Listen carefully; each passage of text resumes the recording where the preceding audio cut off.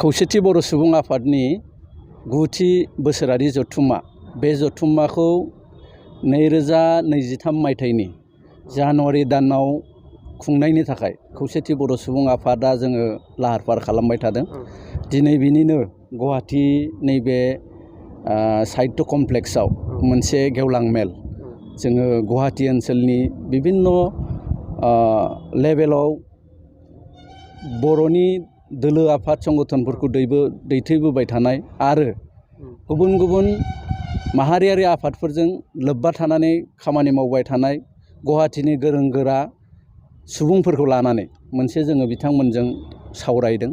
सावरायलायनायनि गेजेरजों जोङो मोनसे बाथ्राखौ थि खालामदों दे एबार जिहेतु गुवाहाटीयाव 9थि बोसोरारि जथुम्मा जागोन, बिनि थाखाय जि बानजाय आफाद बे बानजाय आफादखौ बे बोहैथि दाननि 25 अक्ट'खालि जोङो गुवाहाटीनि नैबे साहित्य कमप्लेक्सआवनो आबुङै दाफुंनायनि मोनसे सावरायलायदों।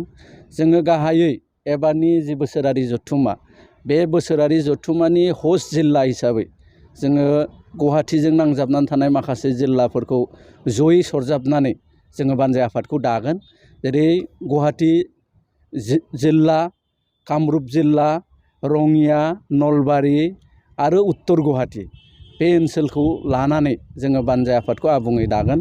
आरो जोङो मिजिंथिदों जे गासैबो दल संगठन हारि माहारि धोरोम बोरोन बासियाजासे जोंनि एबार जानो गोनां जि बोसोरारि जथुम्मा बे बोसोरारि जथुम्मायाव जाहाथे बयबो हेफाजाब होयो।